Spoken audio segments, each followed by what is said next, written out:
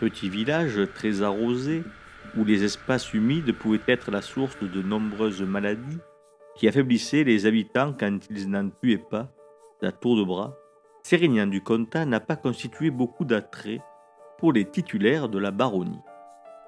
Il faudra aussi attendre le début du XVIe siècle pour que commence l'assèchement et l'organisation des zones humides pour que devienne attractive l'installation de paysans dans le territoire sérignanais. Francis Raymond, dans sa grande et petite histoire de Sérignan, s'en fait l'écho plus d'une fois. La duchesse de Bouillon semble n'avoir pas plus d'intérêt que sa mère Diane de Poitiers pour ce petit bout du monde.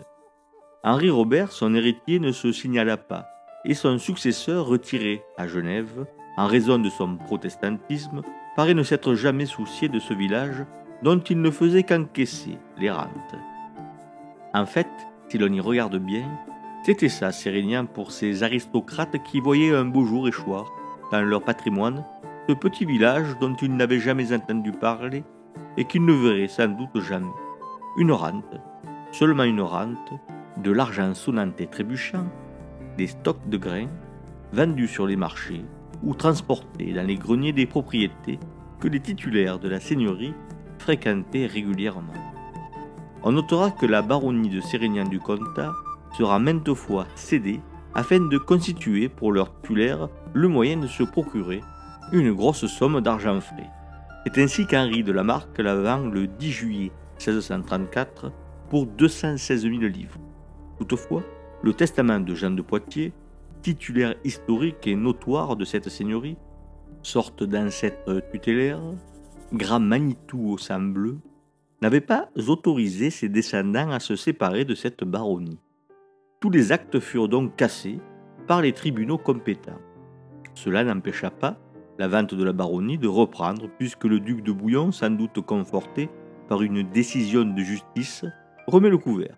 Cette fois, l'acquéreur, M. Ferron, se voit contesté dans cette transaction par les habitants de Sérignan et de Camaret eux-mêmes. Les affaires précédentes avaient dû faire du bruit jusque dans le cabaret local et la maison commune. La transaction tomba à l'eau à nouveau. Les villageois de Sérignan et de Camaret, qui avaient voulu se délester des droits féodaux pesant sur eux en les rachetant, faute de pouvoir racheter la seigneurie, se ruinèrent quant à eux en frais de voyage et d'avocat. Bref, tout ça pour ça.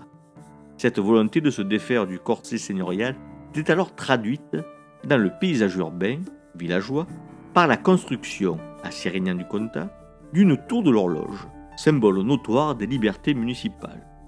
Francis Raymond la situe en lieu et place de l'actuel clocher qui s'y substitua lors de la construction de l'église dans les années 1760.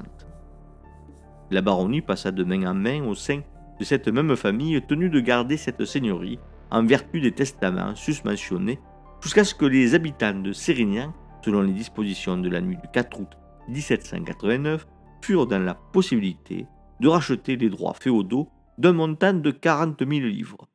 Sérignan se libérait enfin de ce joug. C'était la révolution, c'était la liberté. Dès lors, il fallait construire un monde nouveau.